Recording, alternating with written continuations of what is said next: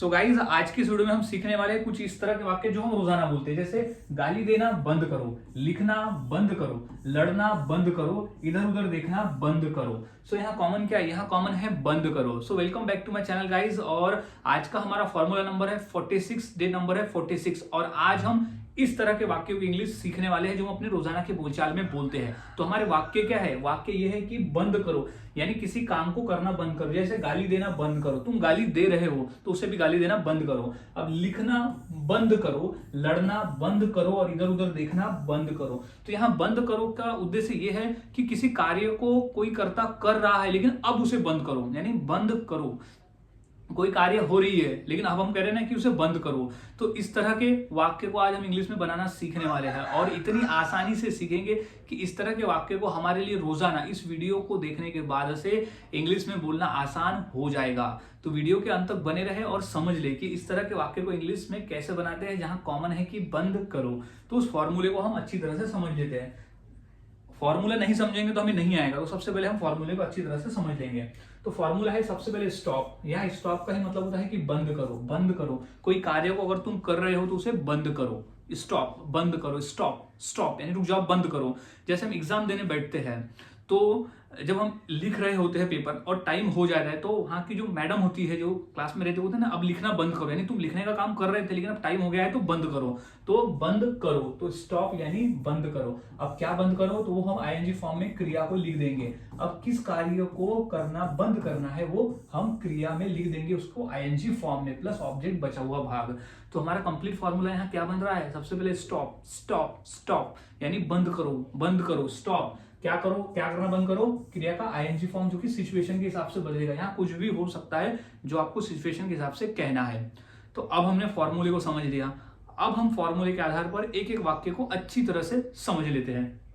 तो पहले है कि गाली देना बंद करो।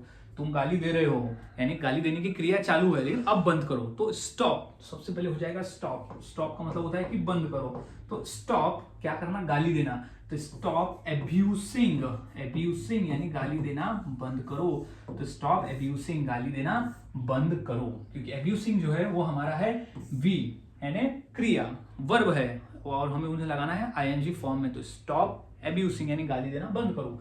अब लिखना बंद करो। हमने वही देखा था कि अगर हम लिख रहे हैं पेपर में और हमारा टाइम हो गया है, 2 घंटे का पेपर है और 2 घंटे हो गए हैं, तो मैडम आगे कहती है कि स्टॉप राइटिंग यानी अब लिखना बंद करो क्योंकि टाइम हो गया है। तुम्हारी क्रिया चालू थी लेकिन अब उसे बंद करो। तो स्टॉप तो हो जाएगा स्टॉप, क्या करना? राइट करना। तो राइट का आईएनजी फॉर्म हो जाएगा राइटिंग। तो स्टॉप राइटिंग यानी लिखना बंद करो। तो स्टॉप राइटिंग, लिखना बंद करो। तो इस तरह से गाइस स्टॉप का प्रयोग करके हम वाक्य को बनाते हैं। कुछ और वाक्य देख लेते हैं और आसानी से समझने के लिए।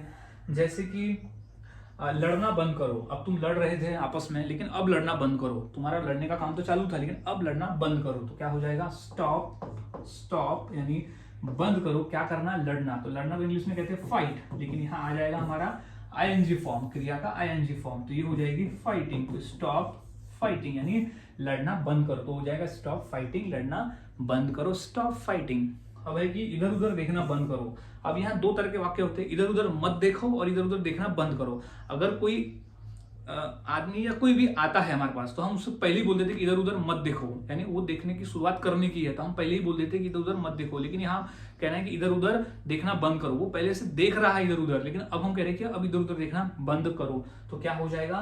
स्टॉप, स्टॉप, स्टॉप यानी देखना, स्टॉप यानी बंद करो, स्टॉप यानी बंद करो। अब देखना को हम इंग्लिश में क्या कहते हैं? सी यानी लुक, सी भी कहते हैं और लुक भी कहते हैं। तो हम यहाँ अगर लुक कहते हैं कि स्टॉप लुकिंग, स्टॉप लुकिंग।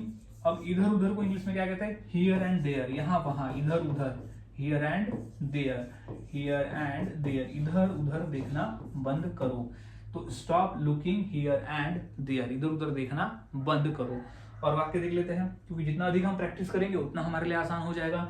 जैसे अब है कि स्टॉप तो बंद करो। तो क्या हो जाएगा? स्टॉप, स्टॉप यानी बंद करो, मेरी तरफ देखना।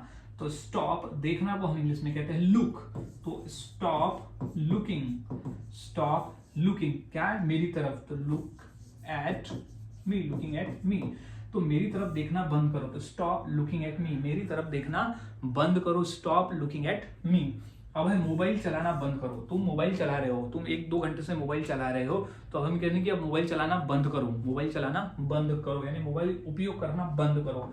तो स्टॉप क्या करना, मोबाइल चलाना, तो यूज कर रहे हो, उसको उपयोग कर रहे हो, तो स्टॉप यूजिंग मोबाइल, तो मोबाइल चलाना बंद करो। तो स्टॉप यूजिंग मोबाइल, तो मोबाइल चलाना बंद करो। तो गाइस इस तरह से वाक्य बनाए जाते हैं और बोले जाते हैं। काफी आसान है। आप हमने तो ये कम ही वाक्य पकड़ा, आप तो इस तरह के हजारों वाक्यों को पकड़ के प्रैक्टिस कर सकते हो। तो अब इसी फॉर्मूले के आधार पर मैं 2 वाक्य देता हूं, जैसे नाचना बंद करो, और तुम नाच रहे हो तो बंद करो, और पलंग पर कूदना बंद करो। तो ये 2 वाक्य की इंग्लिश क्या होगी मुझे मेरे कमेंट सेक्शन में जरूर बताएं, और वाक्यों की प्रैक्टिस करते रहे। जितना अधिक आप प्रैक्टिस करोगे उतना आसान हो जाएगा। तो अपने डेली के लिए कम से कम 100 वाक्यों की तो प्रैक्टिस आपको करना ही है, इससे रिलेटेड वाक्यों की। सो गाइज मिलता हूं मैं ये सेम फॉर्मूले के साथ, ऐसे ही फॉर्मूले के साथ अगली वीडियो में। तब तक के लिए चैनल के साथ बने रहे, वीडियोस को देखते रहे और इसी तरह से इंग्लिश सीखते रहे, क्योंकि फॉर्मूले से इंग्लिश सीखना काफी आसान है।